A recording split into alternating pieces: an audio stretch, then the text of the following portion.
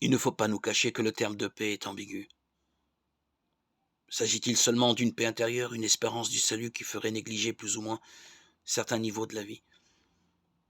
L'expression celle de la terre nous interdit de rallier cette conception. S'agit-il d'une paix lointaine que, suivant l'expression du poète Pascal, il nous faudrait chercher en gémissant? S'agit-il au contraire d'une paix immédiate sociale, d'un accord à promouvoir entre les hommes qui nous entourent?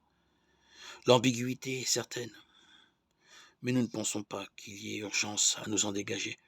Si la paix dont parle Jésus est incontestablement la paix de l'alliance entre Dieu et les hommes, la paix présente entre les hommes lui est nécessaire, comme le signe l'est à la réalité.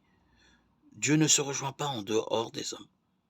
La vision ou l'intuition de la paix de Dieu est indispensable pour promouvoir une paix humaine authentique, durable. La recherche de la paix humaine est indispensable pour concevoir celle de Dieu. La paix temporelle est le signe de la paix divine. Elle en est comme le sacrement.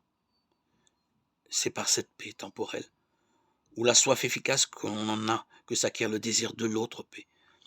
Impossible de les séparer dans la réalité concrète de la vie.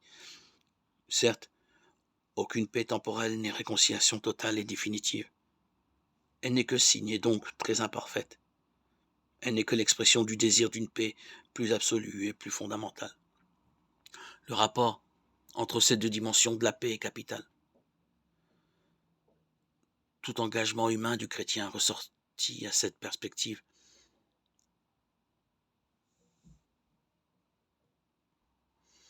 motive et stimule l'engagement de tout chrétien dans la cité terrestre.